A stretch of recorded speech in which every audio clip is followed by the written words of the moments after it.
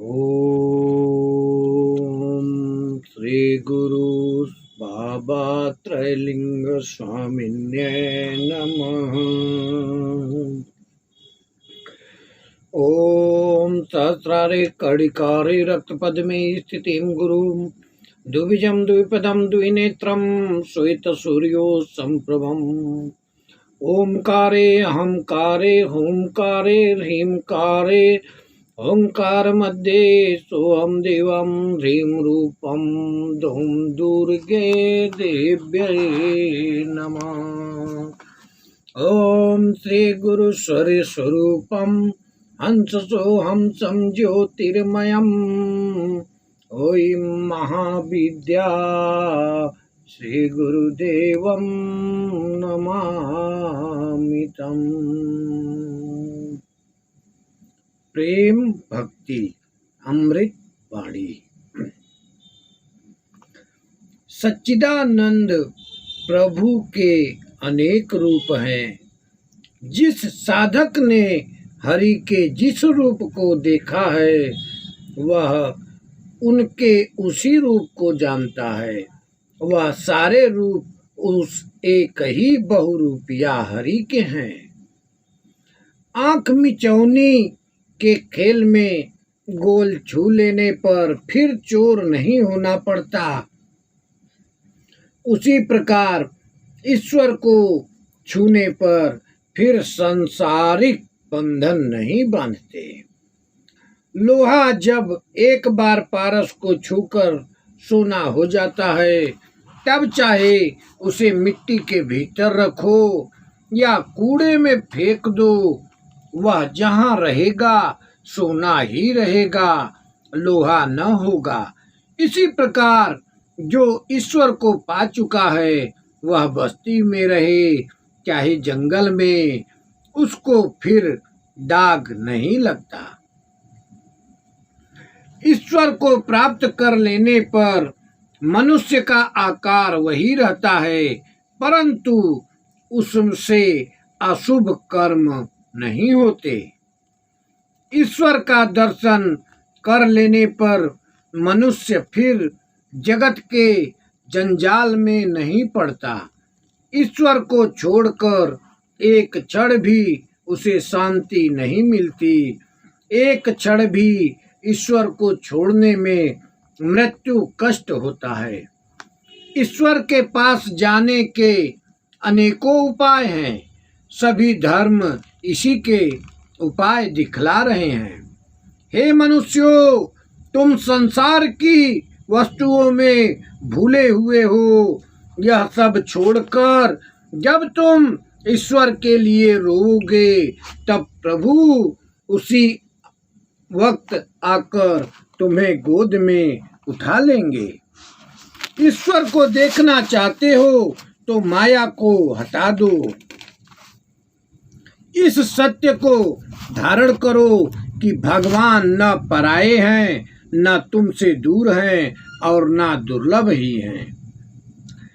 जिसने तुम्हें यहाँ भेजा है उसने तुम्हारे भोजन का प्रबंध पहले से कर रखा है। जिसकी साधना करने की तीव्र उत्कंठा होती है भगवान उसके पास सद्गुरु भेज देते हैं। गुरु के लिए साधकों को चिंता करने की आवश्यकता नहीं पड़ती। मनुष्य देखने में कोई रूपवान, कोई कुरूप, कोई साधु, कोई असाधु दिख पड़ते हैं, परंतु उन सब के भीतर एक ही ईश्वर विराजते हैं। दुष्ट मनुष्य में भी ईश्वर का निवास है, परंतु उसका संगति नहीं करना चाहिए। साधना अवस्था में ऐसे मनुष्यों से जो उपासना में ठट्टा करते हैं, धर्म तथा धार्मिकों की निंदा करते हैं, एकदम दूर रहना चाहिए। माया को पहचान लेने पर वह तुरंत भाग जाती है। दूध में मक्खन रहता है पर मथने से ही निकलता है, वैसे ही जो ईश्वर को जानना चाहे वह उसका साधन भजन करे। एक ज्ञान, ज्ञान बहुत ज्ञान अज्ञान। अर्थात इसका अर्थ होता है एक साधे सब सधे, सब साधे सब जाए। ईश्वर साकार निराकार और क्या क्या है यह हम लोग नहीं जानते।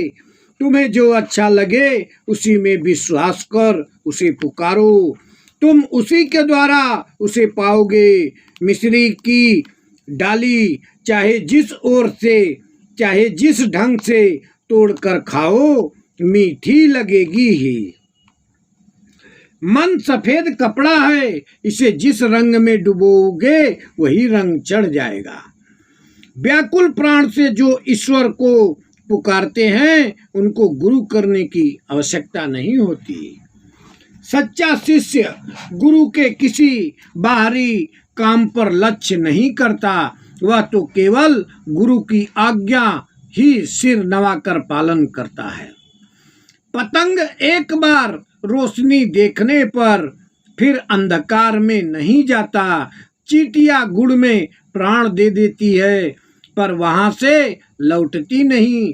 इसी प्रकार भक्त जब एक बार प्रभु दर्शन का रसवादन चख लेता है तो उसके लिए प्राण दे देते हैं पर लौटते नहीं।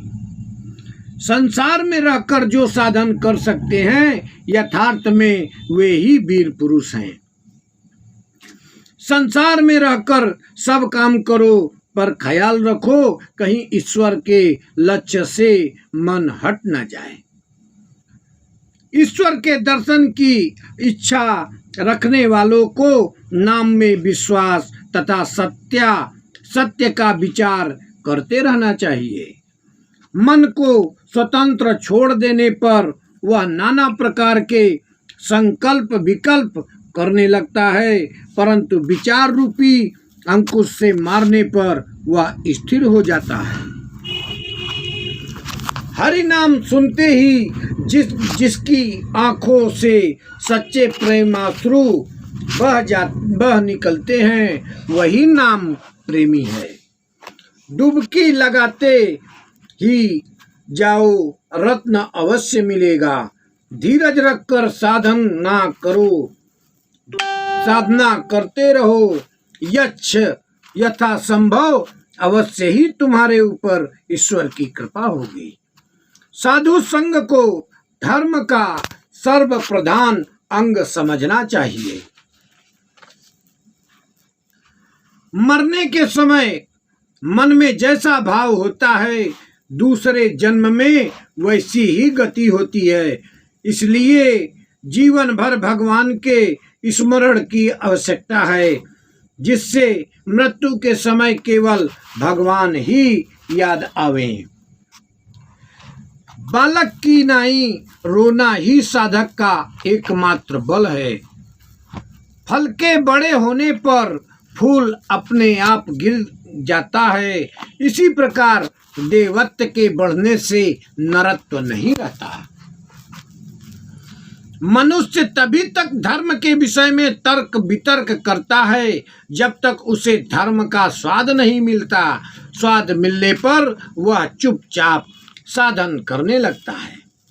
साधक जब गदगद हो पुकारता है तब प्रभु विलंब नहीं कर सकते।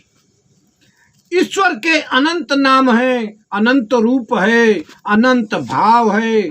उसे किसी नाम से, किसी रूप से और किसी भाव से कोई पुकारे वह सबकी पुकार सुन सकता है, वह सबकी मना कामना पूरी कर सकता है। परमात्मा एक है, उसको अनेक लोग अनेक भाव से भजते हैं। जिस हृदय में ईश्वर का प्रेम प्रवेश कर गया उस हृदय से काम, क्रोध, अहंकार आदि सब भाग जाते हैं, वे फिर नहीं ठहर सकते। सब धर्मों का आदर करो पर अपने मन को अपनी ही धर्म निष्ठा से तृप्त करो। साधन भजन के द्वारा मनुष्य ईश्वर को पाकर फिर अपने धाम को लौट जाता है। ईश्वर हम लोगों के निज के हैं, वह हम लोगों की अपनी माता हैं। उनके पास हम लोगों का जोर करना मचलना चल सकता है। ईश्वर अपने आने के पूर्व साधक के हृदय में प्रेम, भक्ति, विश्वास तथा व्याकुलता पहले ही भर देते हैं। हृदय स्थिर होने से ही ईश्वर दर्शन होता है। हृदय सरोवर में जब तक कामना की हवा बहती रहेगी तब तक ईश्वर का दर्शन असंभव है। सच्चे विश्वासी भक्त का विश्वास तथा भक्ति किसी प्रकार नष्ट नहीं होती। भगवत चर्चा होते ही वह उन्मत्त हो उठता है। विश्वासी भक्त ईश्वर के सिवा सांसारिक धन मान कुछ भी लेना नहीं चाहता। संसार में ईश्वर ही केवल सत्य है और सभी असत्य है। दुर्लभ मनुष्य जन्म पाकर जो व्यक्ति ईश्वर की प्राप्ति के लिए यत्न नहीं करता उसका जन्म व्यर्थ ही है। ईश्वर में भक्ति और अटूट निष्ठा करके संसार का सब काम करने में जीव संसार बंधन में नहीं पड़ता। जो ईश्वर का चरण कमल पकड़ लेता है वह संसार से नहीं डरता। ईश्वर के चरण कमल पकड़कर संसार का काम करो, बंधन का डर नहीं रहेगा। पहले ईश्वर प्राप्ति का यत्न करो, पीछे जो इच्छा हो कर सकते हो। पहले भगवत प्राप्ति करो, फिर धन कामना करो। जो ईश्वर पर निर्भर करते हैं उन्हें ईश्वर जैसे चलाते हैं वैसे ही चलते हैं। उनकी अपनी कोई चेष्टा नहीं होती। उपदेश करने वाले अनेकों मिलते हैं पर उपदेश पालन करने वाले बिरले ही हैं। ईश्वर प्रकाश सबके हृदय में समान होने पर भी वह साधुओं के हृदय में अधिक प्रकाशित होता है। समाधि अवस्था में मन को उतना ही आनंद मिलता है जितना जीती मछली को तालाब में छोड़ देने से। ज्ञान पुरुष है, भक्ति स्त्री है। पुरुष माया नारी से तभी छूट सकता है जब वह परम वैरागी हो, किंतु भक्ति से तो माया सहज ही छूटी हुई है। काजल की कोठरी में कितना भी बचकर रहो, कुछ न कुछ कसौस लगेगी ही। इसी प्रकार युवक युवती परस्पर बहुत सावधानी के साथ रहे तो भी कुछ न कुछ काम जागेगा ही। जिस प्रकार दर्पण स्वच्छ होने पर उसमें मुंह दिखलाई देने लगता है, उसी प्रकार हृदय के स्वच्छ होते ही उसमें भगवान का रूप दिखाई देने लगता है। ईश्वर को अपना समझकर किसी एक भाव से उसकी सेवा पूजा करने का नाम भक्ति योग है। कलयुग में और योगों की अपेक्षा भक्ति योग से सहज ही ईश्वर की प्राप्ति होती है। ध्यान करना चाहते हो तो 3 जगह कर सकते हो, मन में, घर में, कोने में और वन में। केवल ईश्वर ज्ञान ही ज्ञान है और सब अज्ञान है। भगवान भक्ति के बस में हैं, वे अपनी ओर ममता और प्रेम चाहते हैं। जिसके मन में ईश्वर का प्रेम उत्पन्न हो गया उसे संसार का कोई सुख अच्छा नहीं लगता। जो प्रभु के प्रेम में बावला हो गया है, जिसने अपना सब कुछ उनके चरणों में अर्पण कर दिया है, उसका सारा भार प्रभु अपने ऊपर ले लेते हैं। संसार में आकर भगवान के विषय में तर्क युक्ति विचार आदि करने से कुछ फल नहीं। जो प्रभु को प्राप्त कर आनंदानुभव कर सकता है वही धन्य है। सभी मनुष्य जन्म जन्मांतर में कभी न कभी भगवान को देखेंगे ही। सुई के छेद में तागा पहनाना चाहते हो तो उसे पतला करो। मन को ईश्वर में पिरोना चाहते हो तो दीनहीन अकंचित बनो। भक्त का हृदय भगवान की बैठक है। संसार में जो जितना सह सकता है वह उतना ही महात्मा है। जिसका मन रूप चुंबक यंत्र भगवान के चरण कमलों की ओर रहता है, उसके डूब जाने या राह भूलने का डर नहीं। साधन की राह में कई बार गिरना उठना होता है, परंतु प्रयत्न करने पर फिर साधन ठीक हो जाता है। सर्वदा सत्य बोलना चाहिए। कली काल में सत्य का आश्रय लेने के बाद और किसी साधन का काम नहीं। सत्य ही कली काल की तपस्या है। संसार के यश और निंदा की कोई परवाह न करके ईश्वर के पथ में चलना चाहिए। एक महात्मा की कृपा से कितने ही जीवों का उद्धार हो जाता है।